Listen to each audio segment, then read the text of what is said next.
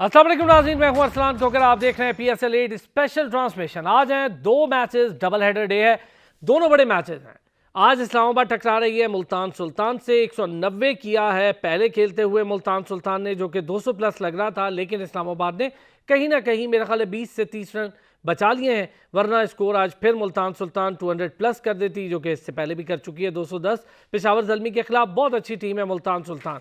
अब इस्लामाबाद यूनाइटेड के लिए एक कड़ा इम्तिहान है, जब 190 चेस करने हैं मुल्तान की पिच पर, और एक खिलाड़ी आउट हो चुका है, बल्कि दो आउट हो चुके हैं, दो खिलाड़ी आउट हो चुके हैं। स्टर्लिंग आउट हो गए, उसके बाद अब मामला कहाँ जाएंगे, कैसे जाएंगे, क्या होगा? आप किस तरह से देखते हैं बॉलिंग को और किस तरह से फील्डिंग को देख रहे हैं, क्योंकि तमाम PSL में फील्डिंग वाले मामलात हल्के कुछ दिखाई दे रहे हैं। दूसरा बड़ा मैच होगा कराची किंग्स और लाहौर कलंदर का। लाहौर कलंदर पहला मैच खेली, पहला ही जीत गई। सबसे अच्छी और तगड़ी टीम मुल्तान सुल्तान से उनके लिए कुछ हौसला है, वो आज अपना दूसरा खेलेंगे। 3 मैचेस खेले कराची किंग्स ने, तीनों हार गई। गुज़िश्ता रोज़ कोयटा ग्लैडिएटर ने जीत का मजा चख लिया, कराची किंग्स अनफॉर्चुनेट रही, जबकि कराची किंग्स ने बॉलिंग में कोयटा को एक टाइम पे फंसा लिया था। क्या कुछ होता रहा मैच में, उस पर और आज के मैच पर बात करेंगे। मेरे साथ रिजवान हैदर क्रिकेट एक्सपर्ट, और हमारे साथ स्पोर्ट्स एंकर क्रिकेट एक्सपर्ट, खुद भी क्रिकेट खेली हुई है, सैयद मोहम्मद अवैस ने हमें ज्वाइन किया है। बहुत बहुत शुक्रिया आप दोनों हजरात का। अवैस, पहले तो ज़रा कल के मैच पर, कल का मैच एक टाइम पर लगा कि कोयटा मैच से बाहर हो चुकी है, यके बाद दीगरे ऐसे विकेट्स गिर रही थी, 5 विकेट्स गिर गई, फिर अचानक से गप्टिल ने जब चार्ज शुरू किया और थोड़ा सा साथ इफ्तिखार ने दिया उनका 32 रन करके, बस यही दो प्लेयर्स हैं जो डबल फिगर में अच्छा स्कोर कर सके। यार अगर हम बात करें ओवरऑल अपना बड़ा एक तगड़ा मैच, क्योंकि मुझे कल थोड़ा सा लग रहा था कि शायद एक तगड़ा अपना मैच होगा, क्योंकि जिस तरीके से कोयटा ग्लैडिएटर्स आपको पता पूरे टूर्नामेंट के अंदर रही है। लेकिन कल अगर हम बात करें तो लड़खड़ाती इनिंग्स को जो सा मार्टिन गप्टिल ने सहारा दिया, आपको पता कि ऐसे लगा था कि शायद 100 जो सा स्कोर है वो भी बड़ी मुश्किल से बनेगा।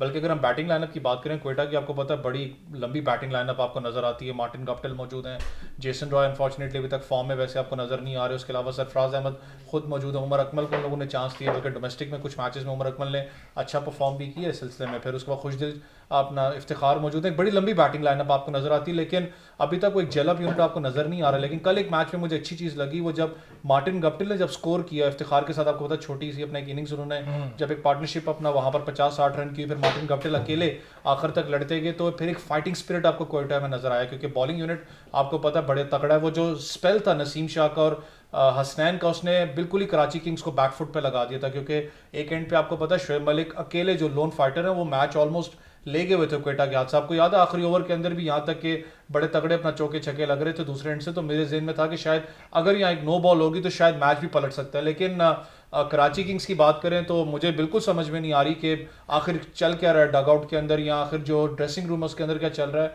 मुझे खुद समझ नहीं आती कि यार एक देखें, जब पहला मैच आप खेले थे मैथ्यू वेड ओपनिंग बैट्समैन थे शर्जील खान के साथ, मैथ्यू वेड बड़ा अच्छा लग रहा था कलर के अंदर। आई गेस 26-27 रन उसने ऑड रन किए थे, लेकिन अनफॉर्चुनेटली वो आउट हुआ था। लेकिन आपने दूसरे मैच के अंदर आते ही उसकी बैटिंग ऑर्डर चेंज करके आपने उसको मिडल ऑर्डर में कर दिया। आपने जेम्स विंस को ओपन में डाला, शर्जील को ओपन में डाला। तीन मैचेस हो चुके हैं शर्जील खान परफॉर्म नहीं करे, जो कि प्रेशर कंटेन पूरा का पूरा आता है मिडल ऑर्डर के अंदर। मिडल ऑर्डर में आप देखें शोएब मलिक के अलावा ऐसा कोई बैट्समैन आपको नजर नहीं आता जो कि लंबी इनिंग्स उनके लिए खेले।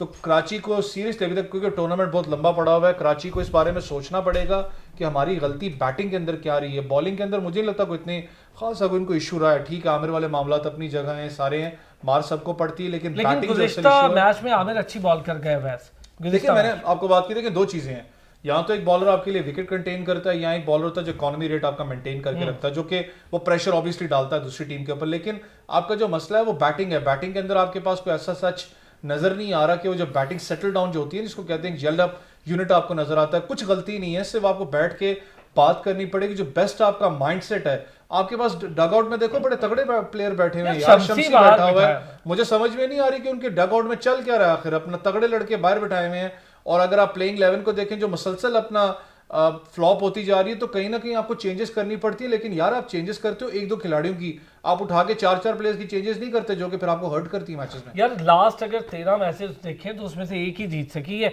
पिछली ने, मतलब सीजन के भी मिला लें तो सिर्फ एक ही जीता हुआ है, वो भी बाबर आजम की कप्तानी में अब तक वो मैच जीता है।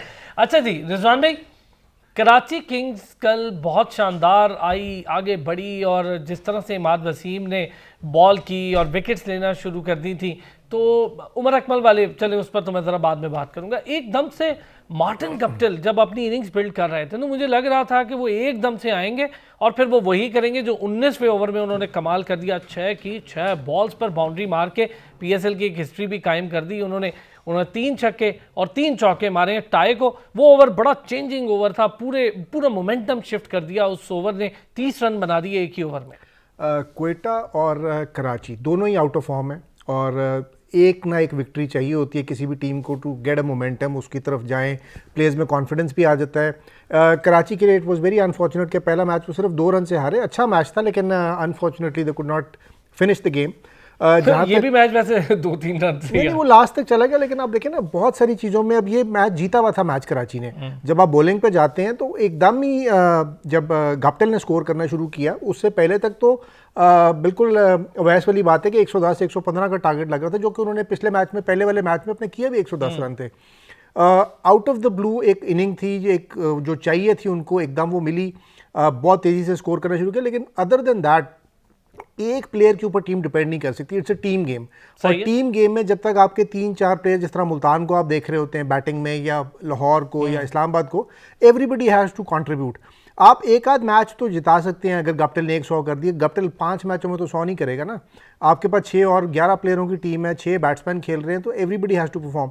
बट आई होप कॉन्फिडेंस मिलेगा इससे इफ्तिखार को भी अपनी जो छोटी सी इनिंग की, और बाकी प्लेयर्स को भी कि यार हम कर सकते हैं। एंड देयर फॉर्मर विनर्स, सारी टीमें जीती हुई हैं। इसी तरह जब आप कराची पे आ जाते हैं तो कराची नीड्स अ विक्ट्री। और हालांकि I am a Lahore supporter but I want Karachi to win today. आज इस पे करते हैं बात, दोनों मैचेस पे करते हैं। अभी जरा हालिया पर भी, जरा कल के मैच का पहले पोस्टमार्टम कर लूं। अवैस सरफराज कैसे देख रहे हैं इस वक्त? अब ये 8वां एडिशन है और सरफराज पहली एडिशन से ही कैप्टन है क्वेटा ग्लैडिएटर के, तो क्या देख रहे हैं? देखिए, कल भी याद है आपको प्रेस कॉन्फ्रेंस में उन्होंने एक बात की सरफराज भाई ने, उन्होंने कहा था कि अगर मैं कुछ बात करूंगा तो फिर मेरी वीडियोस बनेंगी, मीम्स बनेंगी, तो गुस्सा करूंगा तो इशू होगा। अगर आपको ओवरऑल देखो, चाहे वो पाकिस्तान सुपर लीग है, चाहे आप देखो पाकिस्तान की जो कप्तानी थी उनकी, मुझे याद है बाबर अपना सैफी भाई में कोई इतना ज़्यादा इशू नहीं रहा था कप्तानी के अंदर। जो मसला था वो सारा था बैटिंग का, इनकन्सिस्टेंसी थी। आपने देखा नहीं होगा कि जो कप्तान होता है बड़ी इनिंग्स खेल के आपको देता है। जो अभी तक पाकिस्तान सुपर लीग के अंदर आप देखें ना, जो क्वेटा ग्लैडिएटर्स का वही नजर आ रहा है। जो कैप्टन इनिंग्स है वो चीज़ आपको नजर नहीं आती सरफराज से अभी तक। जो 3 मैचेस में आप देखो, याद है जो एहसानुल्लाह ने 150 क्लिक अपना जो बॉल की उस पर भी वो आउट हुए। कल के मैच में भी आप देखो, जहाँ पर एक कैप्टन इनिंग्स आपको चाहिए थी वहां पर वो जल्दी आउट हो गए। तो ये चीज डिस्टर्ब करती है आपको मेंटली और साइकोलॉजिकली, आपको बहुत डिस्टर्ब करती है। क्योंकि जब मिडिल ऑर्डर में उमर अकमल का होना जरूरी है क्या? देखो, बहुत से लोग शायद इस चीज से डिसएग्री करते हैं, लेकिन अगर मैं ठीक है जो भी मामला मुझे बता आप करेंगे, लेकिन देखें जो भी मामला रहे उमर अकमल के जो भी था, लेकिन अगर आप हाल ही उसकी परफॉर्मेंसेस देखो, डोमेस्टिक के अंदर उसने परफॉर्म किया। डोमेस्टिक में वैसे क्या परफॉर्म किया? अगर 150 कर दें आप और एक 34-35 का स्कोर कर दें डोमेस्टिक में, उमर अकमल के लिए तो बहुत है 34-35।